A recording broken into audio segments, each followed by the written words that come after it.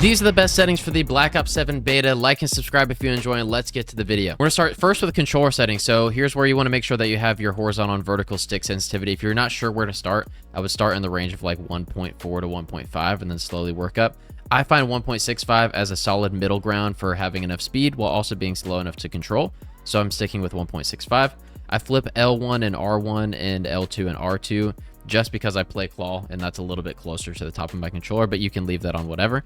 On dead zone inputs, this is super important. You want to make sure that your left stick min is down. Your left stick max, this is probably one of the most important ones. You want to make sure that it's down to 70 or lower. This is so you get more rotational aim assist as you're strafing left and right. Right stick min, you want to make this as low as possible without getting stick drift. For me, I have a new scuff controller, and so my right stick min is just 1.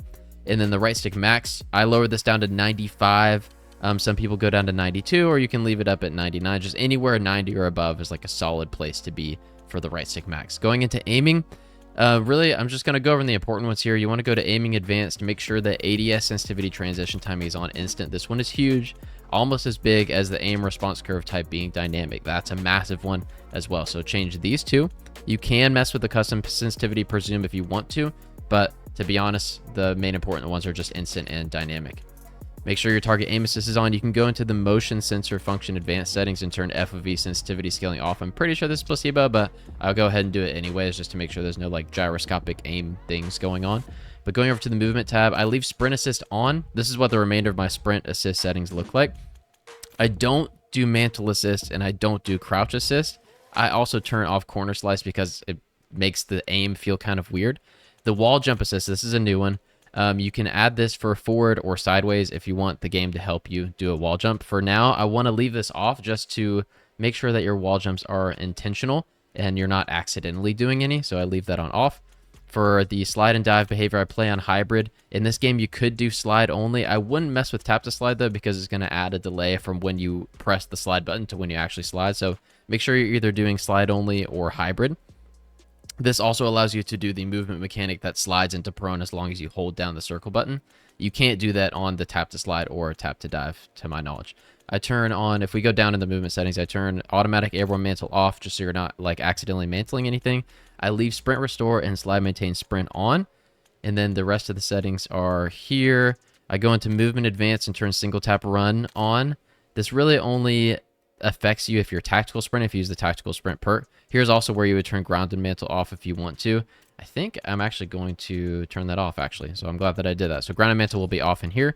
Scrolling down over to the combat tab, there aren't too many important ones here. I'll scroll through them anyways. I go into my overlay advanced and turn the ping wheel delay off. That's just because I ping with my paddle, my left paddle, and if I accidentally hold it down, I don't want the ping wheel to come up at all, so that's where you turn that off, but that's really personal preference. And that's going to be it for controller for now. Up next, we're going to go into graphics settings, and here, things will get a little bit subjective in a second, but for the display, we should be good. I run on full screen borderless. You probably should be on full screen exclusive. I only do this so that it's easy for me to tab out, go to like OBS, Chrome, whatever it is while I'm streaming. So full screen borderless is what I use. You want to make sure that you have your monitor and adapter chosen and that the screen refresh rate and the display resolution match. For the display gamma, I rock 2.2. Gamma and brightness, mine is on like 50, but this is personal preference depending on your monitor. I use on plus boost. To my knowledge, on plus boost is when your graphics card is better than your CPU, and on is the reverse, so when your CPU is better than your GPU. For me, I have a 5080, so I'm rocking the on plus boost. You want to turn your VSync off in the gameplay. Custom frame limit, I do custom and then just bump that way up. My monitor only has 144 refresh rate, so 250 is fine for me on that one. Focus mode, you want to lower this all the way down to 0. Reduce quality when active, I'm going to turn that off. And then HDR here at the bottom, you want to turn HDR off as well. I'm going to save these and going over to quality. I rock custom, but that will change automatically later once we get into these settings. Make sure your render resolution matches your monitors. Upscaling and sharpening, make sure fidelity cast is on and add a strength of 100. This is huge for making the game look sharp and crisp. I don't have any of these settings on, the frame generation or the scale target. I leave variable rate shading on, and if we scroll down here, here's where we're going to get pretty subjective. I usually crank most things to pretty low just to prioritize like input delay and frames. So texture resolution is very low, texture filter is low, depth of field and detail quality are off and low, particle resolution very low, bullet impacts off, persistent effects off, shader quality low. On-demand texture streaming, I keep this on minimal. I don't mess with the download limits or the cache size, but you can mess with that if you'd like. Local texture, I turn this on low. Shadow quality very low. Screen space off. Occlusion and screen space lighting off. The screen space reflections are off, static reflection quality is low, and then for the environment, terrain quality very low, volumetric quality low, deferred physics off, weather grid volumes off, water quality off. And that's it for quality. Here, we're going to go over to view. I turn off the motion reduction preset. I do have field of view at 105. ADS field of view, I have this on affected. I turn my weapon field of view to wide just because it feels like you're able to see more of your screen, so I definitely recommend that you do that. Scrolling down here, you want to make sure that your world and weapon motion blur are both off and that your first person and third person camera movements are down to least at 50%. This reduces your screen shake and lets you see more of the game as you're moving around. Scrolling down for the rest of those settings there, and that's going to do it for the graphics tab. Up next, we're going to go to audio. Make sure that you choose your headset earphone here in the audio device. Scrolling down to audio mix, I use headphone bass boost for right now. I also turn on asymmetrical hearing compensation. I haven't messed with the frequency intensity yet. And I do go down and turn reduce tinnitus sound to on, and then hit marker preset. You can do either default or classic. That's personal preference there. The voice chat settings are here. I don't believe that I mess with any of these, to be honest. And then interface. Interface is big. We're going to scroll down here in the global settings. Telemetry, I turn this just the FPS counter on so we can have that. Remainder of the global settings are here. We'll scroll over to readability.